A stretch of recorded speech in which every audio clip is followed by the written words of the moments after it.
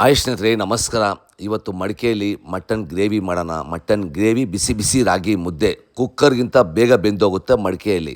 ಏನಂತೀರಾ? ಇವತ್ತು ಭಾನುವಾರ ಬೇಗ ಬೇಗ ಹೋಗಿ ಫ್ರೆಶ್ ಆಗಿರೋ ಎಲೆ ಮಟನ್ ನೋಡಿ ಥರ ಒಡ್ಸ್ಕೊಬಂದು ಒಂದು ಮಡಿಕೆಯಲ್ಲಿ ಹಾಕಿ ಸ್ವಲ್ಪ ಅರಿಶಿನ, ಸ್ವಲ್ಪ ಧನಿಯಾ, ಸ್ವಲ್ಪ ಖಾರದ ಪುಡಿ, ರುಚಿಗೆ ಎಷ್ಟು ಬೇಕೋ ಅಷ್ಟು ಉಪ್ಪು, ಸ್ವಲ್ಪ ನೀರು ಹಾಕಿ ಸ್ಟವ್ ಮೇಲೆ ಇಡಿ. ಸುಮಾರು ಜನಕ್ಕೆ ಗೊತ್ತಿಲ್ಲ, ಕುಕ್ಕರಲ್ಲಿ ಬೇಯಿಸ್ಕೊತಾರೆ ಮಟನ್ನ. ಆದರೆ ಮಡಿಕೆಯಲ್ಲಿ ಬೇಗ ಬೆಂದೋಗುತ್ತೆ. ಮಡಿಕೆ ಲವರ್ಸ್ಗೆ ಗೊತ್ತಾಗುತ್ತೆ ಮಡಿಕೆಯಲ್ಲಿ ಯಾವ ಥರ ಬೇಯುತ್ತೆ. ನೋಡಿ ಹೆಂಗೆ ಬೆಂದೋಗಿದೆ ನೋಡಿ, ಸಖತ್ತಾಗಿರುತ್ತೆ. ಬಿಸಿ ಬಿಸಿ ಕಾಯುವ ಮಡಿಕೆಯಲ್ಲಿ 2 ಸ್ಪೂನ್ ಎಣ್ಣೆ ಬಿಡ್ತಾ ಇರಿ. ಚಕ್ಕೆ, ಲವಂಗ, ಸೋಂಪು, ಗಸಗಸೆ, ಕರಿಬೇವು, ಸಾಂಬಾರು, ಈರುಳ್ಳಿ ಟೇಸ್ಟು ಸಖತ್ತಾಗಿರುತ್ತೆ. ಆರೋಗ್ಯನೂ ಸೂಪರ್.